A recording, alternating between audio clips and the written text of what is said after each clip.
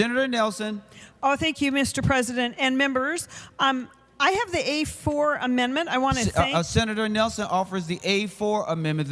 The Secretary will report the A4 amendment. Senator Nelson moves to amend House File Number 4024 as amended pursuant to Rule 45 as follows. Page 33, after line 21, insert. This is the A4 amendment. Now, Senator Nelson, you may discuss your A4 amendment. Thank you, Mr. President and members. I'm hoping the A4 amendment will be a friendly amendment. I want to thank the author of our higher education bill for including something that has been very important to Minnesotans and this body for a number of years, and that is academic freedom. So I salute that part of the bill. However, I would very much, Mr. President and the good senator, I would like to amend this section of the bill because we also need to talk about academic freedom for the students. And that is what the A4 amendment does. It offers those academic protections to students. And I hope it's a friendly amendment. I'll maybe ask the chair right now if it's a friendly amendment, if he will yield. That will determine how many comments I make.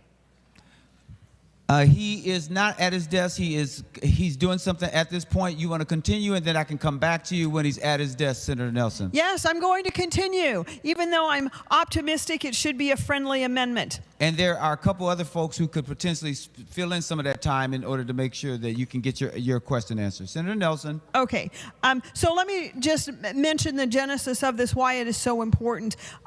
We know that students need academic freedom, and particularly when I think about academic freedom in colleges, in our higher education institutions, we have seen a lot lately about how important that is for students to have that academic freedom. So they are not graded on their thought process about controversial issues, but obviously they're assessed on those things that are political, that are inherent to the class before them.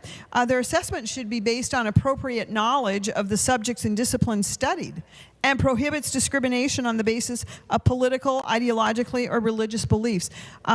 Members, that is the third point in this amendment. We're just adding subdivision 3, which addresses student rights just much as subdivision 2 addresses the rights of faculty and instructors. Because it's so important, I want to make sure that we talked about the assessment being based upon knowledge of the subjects and discipline studies, and discrimination not being allowed. And also it's important that we ensure our learning environments, our curriculum, and our instruction honor free student inquiry and discussion. And I'm going to ask if the author would yield, Mr. Chair, Senator President. Senator Fate, will you yield? He will yield. Senator Nelson. Thank you, Mr. President. Senator Fate, I'm presenting the A4 amendment, which is really just further building upon the good work you did in Section 39, Subdivision 1, 2, and 3 regarding academic freedom. I'm asking you if it's a friendly amendment. If it's a friendly amendment, I will cease my comments. If not, I'm going to continue to talk why it's so important that this amendment passes to actually protect students' academic freedom in assessment and in not being discriminated in our higher education institutions. Senator Fate, to the question. Thank you, Mr. President. Thank you, Senator Nelson. I will say no at this time, and I'll pass it off, if possible, to the author of this portion of the bill, Senator Putnam. Who did you say that the author of this portion Senator is? Eric Putnam. Senator Putnam. Thank you, Mr. President. Thank you, Senator Nelson. I believe the question that we're dealing with now is this a friendly amendment, and I will say no, I oppose it. Oh. And I'm looking forward to hearing more of Senator Nelson. That's the real reason why I oppose it. Senator Nelson. Thank you, Mr. President, and the good senator from St. Cloud. Just as we have academic freedom for faculty, it's really unconscionable that we would not have academic for students. For example, students are, in a sense, subordinate to their college professors. We look very harshly on those type of protections for those who are in authority over others. Would you really want your 18 or 19-year-old daughter to be afraid in class to speak? Or would you want her to be graded based upon her political ideology instead of, as the amendment says, requiring student assessments to be based on appropriate knowledge of subjects and disciplines studied, and prohibit discrimination on the basis of political, ideological, or religious beliefs? And the author of this part of the bill wisely spoke about making sure that educators and researchers were not necessary. They didn't have to, without interference from political figures. Why would you allow that type of protection for educators, for faculty, higher ed faculty, and researchers, but not for their students? That just does not make sense. In addition, the amendment, just to make sure everyone's clear, point 1, prohibits faculty in their official capacity from requiring students to express specified social or political viewpoints for the purpose of academic credit. I don't know how one could be opposed to that. Are we suddenly sending our kids off to college so they can be graded not on the subject matter, but on their social or political viewpoint? Is that what we're doing? I think that is a sham, and that is not what education is about.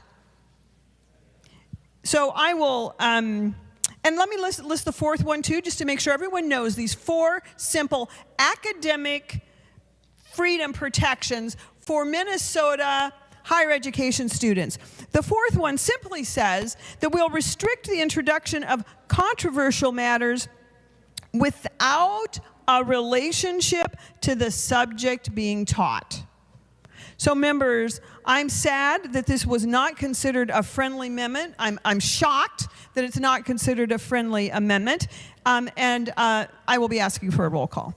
Roll call requested, roll call granted. Senator Kroon. Thank you, Mr. President. I stand in support of the A4 amendment. There's few things I like more in general than respectful, robust, diverse, and good faith debate. And that is particularly true for the university.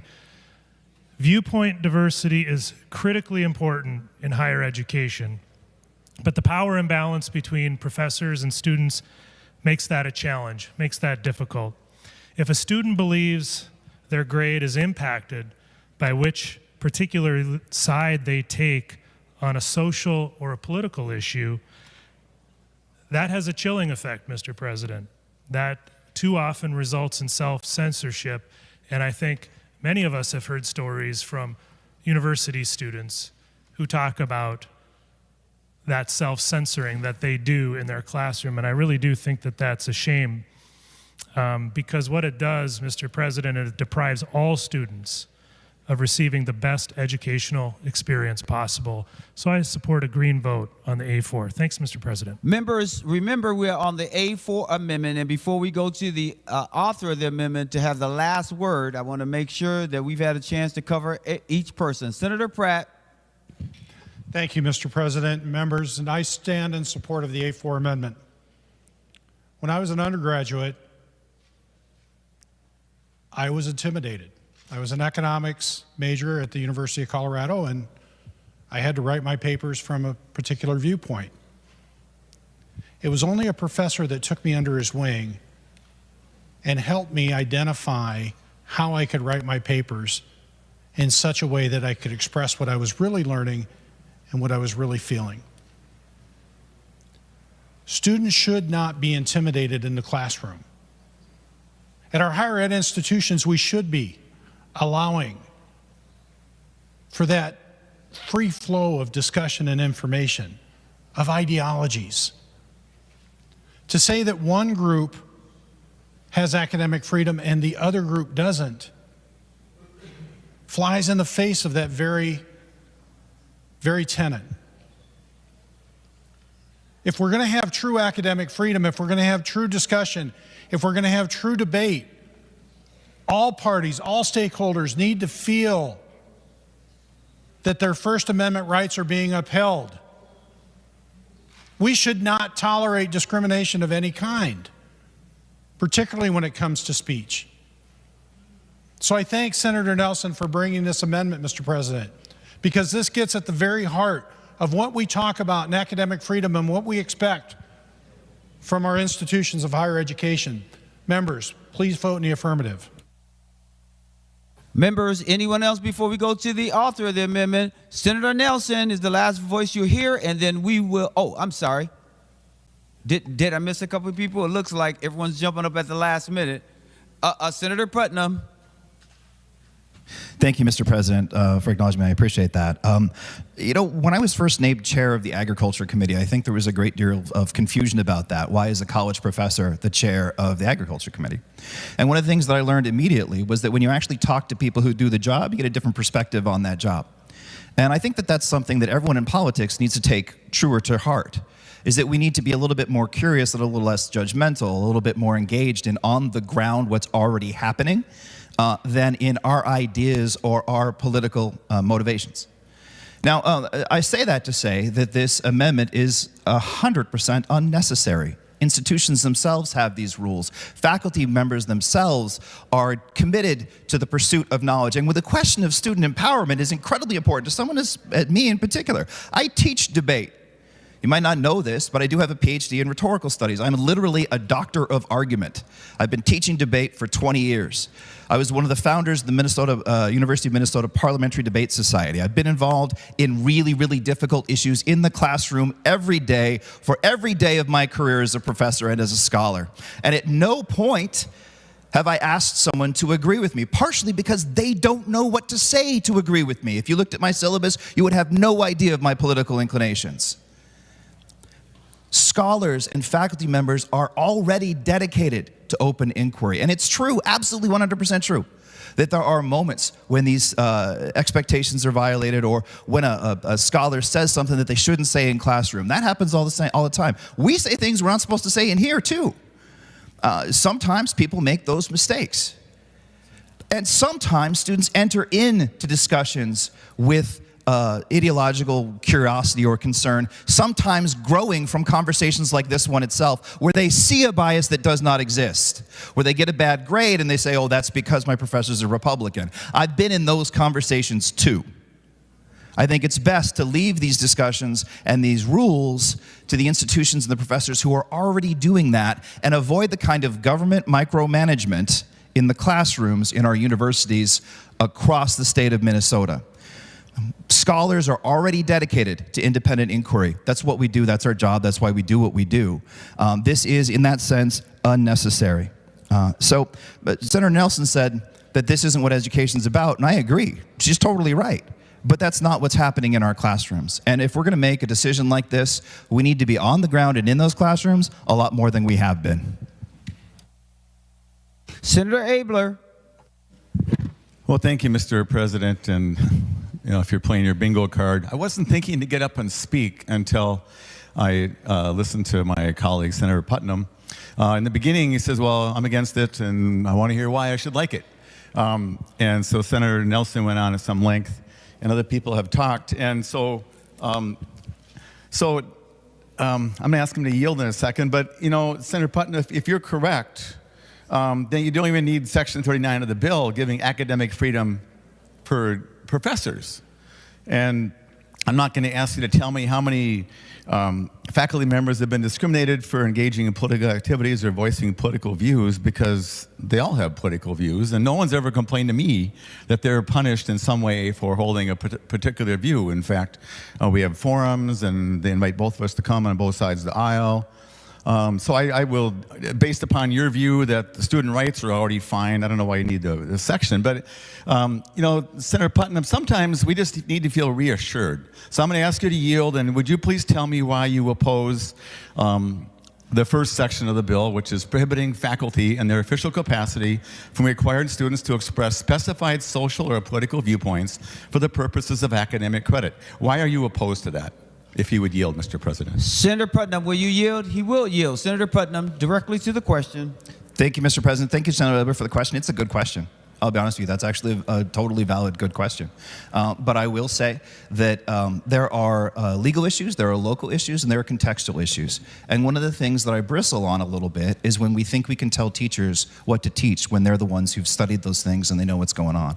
And I will also say I have had conversations with students, heartbreaking conversations with students who have felt that they got a particular grade because of their political view. And after a brief conversation, I found out that that probably wasn't the case. Their pain is real, though. Their anxiety is real, and the intimidation that our friend Senator Pratt was mentioning, all of that is real. But I will say that it is more likely that that variety of discrimination, since we're using that word, will be visited upon a faculty member in a way that is more consequential, perhaps, than in terms of likelihood and probability than in the classroom. Senator Abler. Well, thank you, Mr. President. And, Senator Putnam, I find that answer totally unsatisfying to me. There are students who talk to me, and they feel absolutely intimidated because they have a view. And so I think it's belt and suspenders, and I don't think in here there's room to sue somebody. And I'm not going to prolong the debate to Senator Latz or Limmer to comment about if you can be sued based upon someone who may have implied that your credit's dependent upon your views, but this says they don't have to express a view. So let them not express a view. That's what. So let me try again. Senator Putnam, if you'd yield again, can you explain to me section number 2 of the bill to ensure that learning environments, curriculum and instruction that honor free student inquiry and discussion and are not for the purpose of political, ideological, religious, or anti-religious indoctrination. Pretty much that this would be for learning purposes. Can you tell me why you oppose number 2? Senator Putnam will yield. Senator Putnam. Thank you, Mr. President. Thank you, Senator Labor, for that question. The whole goal of the entire classroom environment is to foster critical thinking more often than not. That's critical thinking that's essential for the functioning of American democracy or for getting a job at some point. So the best way to fertilize that level of critical thinking is to have academics and scholars who have studied this material to the extent that they have in order to get the job that they've got, free to test and to push and to encourage critical reflection. And I will just briefly also give a quick anecdote, in that I frequently teach things that I disagree with. All the time, I teach things that I disagree with. And when I teach things that I agree with, I am actually more critical and I push even harder on them than I do in other circumstances, because the goal is to empower students, and I don't think that you empower students by restricting faculty voice. Senator Abler. Well, thank you, Mr. President. Maybe I should have summarized that section a little better. It was kind of long, but it just says, section 2 says, that it honors free student inquiry and is not for the purpose of indoctrination. And so, Mr. President, in about, I don't know, a few number of minutes, we're going to vote on this, and I'll predict that 34 of the members of this body are going to go like, no, we don't want to have students protected from indoctrination. So I'm trying to find a way to see what on this, I think, I represent a district, Mr. President, that's on the blue side. And I would think if I went to the doors, and I went to a lot, Mr. President, if you remember that, if I would ask them, do you think we should make sure that classrooms are not for indoctrination?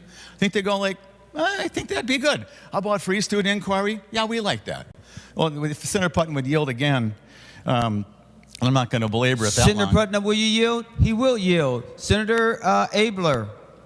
And so number 3, Senator Putnam, I don't know why you're against this, requiring student assessments to be based on appropriate knowledge of subjects and prohibit discrimination on the basis of political, ideological, or religious beliefs. And Mr. President, I don't know, some things are so obvious, you go like, duh. And wouldn't it be nice if a student could be in a class and have a view that's the only view in that class, that it's different from the other 20 people? And it doesn't have to be they like MAGA, It might be they might like Hamas. They might think Hamas is amazing. And so if you're at a school and they're going to like punish you because you think Hamas is amazing, which I don't believe, or you think Israel is amazing, or you think that some historic black figure was amazing, or some historic white figure was amazing.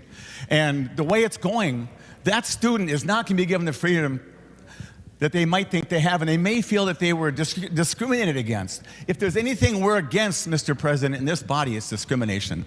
And so I think we need to have students feel secure in this, and I want Senator Putnam to tell me why he thinks that this is something we can just ignore and risk these students are going to feel intimidated, because, Mr. President, they tell me they do feel intimidated. Senator Putnam, to the question. Thank you, Mr. President. Thank you, Senator Albert, for the question. We fundamentally agree. But here's the thing. One of the things I teach is argument and debate. And candidly, I do bristle a little bit when we talk about debate in this hall, because I haven't seen it yet in terms of real debate. But one of the things that Aristotle would teach us is that a policy argument requires an indictment of the status quo. So in order to change, there's got to be a problem that's clear. And so when we go to number 3, student assessments to be based on appropriate knowledge of subjects and disciplines, the burden of proof is on you to prove that people are not doing that now. That there is widespread, university-wide, people being given exams that say true or false, I'm a Democrat, or true or false, I'm a Republican. My point is that that's not happening. I do know, and I completely feel for those students who feel intimidated, who feel like they can't speak in that room. I feel for those students, and I counsel them, and I encourage them to stand up and speak up to the extent that they are able. But at the same time, in terms of the policy argument, I haven't seen what you are alleging to have being occurred. I haven't seen widespread exams given in universities where there are ideological purity tests. Bring me that evidence and I'll change my mind. But that's, with a policy argument, your first responsibility is to establish significance and harms of the issue. And I haven't heard that. Senator Abler, to the A4 Nelson Amendment. Mr. Chair, I think I've been very much on point. I've actually read most of the amendment to you, so I am squarely on topic here, Mr. President. Well, Senator Putnam, I get it. Part of the work, I've been here long enough to know that some things make a lot of sense to pass when everybody agrees on it. When if we could put a law in place to keep people driving on the road and not on the ditch. We have a law about that. Well, people thought that was a good rule, but now people also want to drive in the ditch. It's hard to pass the law because they like driving in a ditch because it's handy or something. That's a pretty silly analogy, but it's the best I could think of on the short notice. And we are actually, Senator Putnam, actually having more debate than usual. Even left. Oh, okay. Fine. I guess we're not debating anymore. Sorry for the people at home. I was supposed to keep looking at you, Mr. President. I know that. I just was going to commend my good colleague for having a real debate for once. There are people who think we need these protections. There are people that want us to put safeguards in place. We have speed limits on freeways. We have white lines along the side that people agree, and they were put in place when people agreed we needed to have those. And I will tell you, Mr. President, I don't have 16 anecdotes, but I can tell you that some of the students talk to me, their experiences chilled by virtue of what this amendment would protect. And everybody agrees we shouldn't have these discriminations. We shouldn't have this imposition of my particular view on you, Mr. President, if you're my student. And we're allowing the faculty get to be free to do what they're going to do, but the students, you're on your own. Mr. President, this is absurd. And I'm kind of shocked. Oh, there, you over here hanging out. No, I'm done. I won't ask you to yield on the fourth one. You're just going to say it's nothing either.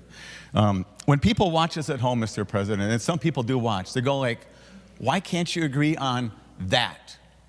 I understand we're not going to agree on tax policy, on social policy, on moral policy, because we all have views. And there's a majority here that's kind of more than proclaimed their views on many of these things. But when they're watching, they go like, you can't agree on this? Mr. President, they want us to work together and get things done. They want us to protect their children so they can go to college and university and be free and keep their views or expand their views as they learn. This sort of thing would be a guardrail. And members, I urge you to think independently, the way you said you were going to when you were running, to work together and listen to debate and vote on behalf of the people you represent. Mr. President, I got to think this is a 90% agreement amendment, and I urge members to vote green. Thank you. Members, we will now go to Senator Duckworth. We're on the A4 amendment.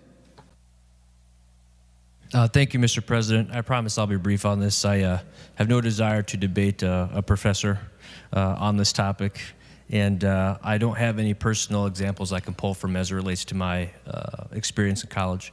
What I will say is this. I mean, to Senator Ayler's point, it seems pretty common sense that if we're going to afford some protections to professors, well, why wouldn't we afford the same protections to students? And simply because I thought I heard during the course of this debate that people were sort of admitting that maybe this does occur. Maybe not, it may not be prevalent, but it does happen from time to time. We heard an example shared by a member. So why wouldn't we pass a bill that would attempt to alleviate that? But really, Mr. President, what inspired me to stand and give remarks was a phrase that was uttered earlier that I could not agree with more, and I think is warranted of some philosophical debate. That is, a respected colleague of mine from across the aisle said, the government should not overregulate or micromanage. Well, my God, I couldn't be in more agreement. I wish we could harness that philosophy when it comes to governing as it relates to many topics that come before this body, whether it's K-12 education, whether it's energy policy, whether it's taxes, you name it. I agree wholeheartedly. Maybe we can end that debate. Let's all agree that we abide by or subscribe to the philosophy that the government should not overregulate or micromanage. If that's the case, why do we have the verbiage in this bill about online program management companies? Why aren't we trusting our institutions of higher education to manage themselves and the way they operate on a day-to-day basis? That's the frustration. And when instances do exist in which the government does step in to regulate or to supposedly micromanage, what are those instances typically? They're instances in which we are protecting freedom or defending constitutional rights. So if we're going to have a debate and we're going to turn to a philosophy of the government shouldn't be overregulating or micromanaging, well, then let's apply it to the very bill we're debating here today, Mr. President. Let's have that reflected in the language that we pass out of this body. Thank you. Senator Pratt. Well, thank you, Mr. President. You know, as I heard the discussion about why we shouldn't have this, and Senator Duckworth just touched on it about micromanaging. We have a bill here that's effectively setting in state statute those protections. Now, Senator Putnam mentioned these protections for students are embedded in the university policies. Well, Mr. President, I was just looking at the University of Minnesota's academic freedom. And it says, because academic freedom and responsibility is imbued in any university employee who engages in scholarly work, if collections of individuals or units wish to write or speak on matters of public interest using university resources, they must, 1, include a disclaimer that it's their personal opinion, and 2, they must include their names of affiliations that they have. Sounds like a professor's academic freedom is built within the policy. But if it's so important, Mr. President, that we set that freedom in state statute, and a professor has a position of influence and power over a student, why wouldn't we provide that same statutory protection to that student? That's what's at the heart of this amendment. We want these higher institutions to have exactly what Senator Putnam said. We want them to have that give and take. And if we're going to provide a statutory protection for one, we should provide a statutory protection for the other. Because, Mr. President, I didn't feel that protection until I had a conversation with a sympathetic professor. And I'm very thankful that I had that conversation, because I was struggling. And I did a lot better with his guidance. Not every student, particularly at large institutions, may have that ability that I had. I'm thankful for it. And I think that if we are going to have a statute on academic freedom, we should have it for all stakeholders. Thank you, Mr. President. Senator Gruenhagen. Well, thank you, Mr. President. Yeah, you know, I try to be a data person rather than a feelings person when I'm making my decisions, okay? And I mean, in some ways, I think the other party wants to diminish the concerns that are brought up here. But if we actually look at a survey and results, we see something quite different. I would encourage all members to research this issue. There's a new Credible Fire survey by over 2,000 college students. And what it found was that more than 1 million students nationwide were investigated or punished for free speech. And you say, what type of free speech? Well, according to the article, it was constitutionally protected expression. So members, we had over 1 million students respond saying they were punished or intimidated for having constitutionally protected free speech on our colleges. Look that up. So this isn't just one here or one there or, you know, just a few here. This isn't based on feelings. This is based on data. And you're applying censorship, lies, and deceit if you do this to these students when they have constitutionally protected free speech. So members, if you believe in our Constitution, U.S. and Minnesota, there is no way that you should support censorship, lies, and deceit by voting against this amendment. Please vote green. Thank you, Mr. President. Senator Putnam. Thank you, Mr. President. I promise to be brief and for this to be the last time I speak today. But I do want to say that I would be really curious to see the data that Senator Gruenhagen just cited because it sounds completely implausible to me. But the other thing that's important about it is that those individuals in those classrooms are learning what constitutionally protected free speech is from their college professors in the first place. And the other thing, of course, is that he makes a mistake in characterization of the data itself because it's data about feelings. It's not empirically verifiable data. It's qualitative. So that's a whole different issue that we can get into that I'm not going to because I don't want to bore you on that front. But I also want to say that this actually has been the closest to debate that I've seen in my 3 years in the service, and I'm really proud of you. Especially Senator Pratt, B+ for what you just did there. Very good engagement with the actual issue and extension of the issue, which is what true debate is supposed to do. And I will say in my conversations with other members through this discussion, we're all on the same page. We all absolutely want the same thing. If this is, as Senator Abler refers, belt and suspenders, I don't care.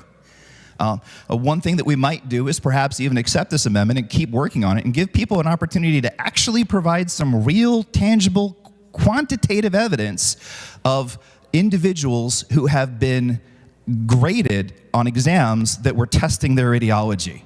That would give an opportunity for a real argument to occur. So with that being said, this is all the same stuff. We all agree. I am not, virulently opposed to this amendment because it's doing the right thing, but I'm just saying we're already doing it. So in terms of the amendment, to be honest, I don't really care. Members, Senator Fateh. Thank you, Mr. President. I connected offline with, or on the side with Senator Abler and Putnam, so we'll be saying that this is a friendly amendment. Members, any other discussion on what is now the friendly amendment? The A4. Senator Nelson, are you still requesting a roll call vote? Yeah, we'll do a roll call, but I just want to say I'm thankful this is a friendly amendment. And I'll be glad to give testimony to the senator from St. Cloud about actual examples, but I appreciate the friendly amendment. Any other discussions on the A4 amendment? Senator Senator Nelson is the author, so she was the last person. Thank you. The secretary will take the roll on the A4 Nelson amendment.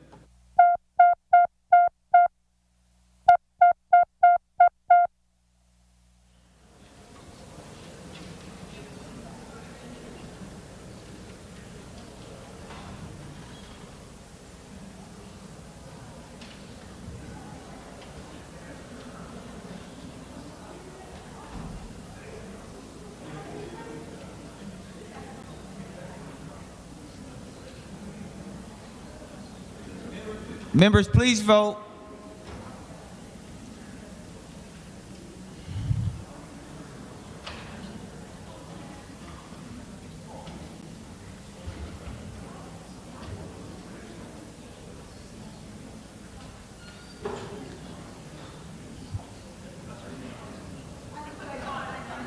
Senator Morrison, for those voting pursuant to Rule 40.7. Thank you, Mr. President. Senator Dietzig votes aye. Senator Dietzig votes aye. Mr. President, Senator McEwen votes aye. Senator McEwen votes aye. Mr. President, Senator Port votes aye. Senator Port votes aye. Senator Jasinski, for those voting pursuant to Rule 40.7. Thank you, Mr. President. Senator Anderson votes aye. Senator Anderson votes aye.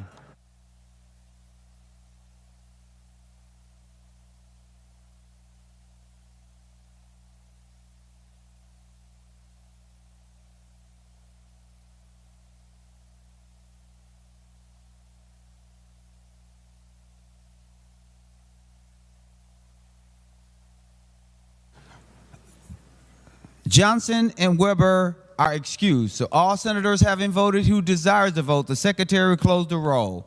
There have been 60 ayes and 5 nays. The A4 Nelson Amendment is adopted.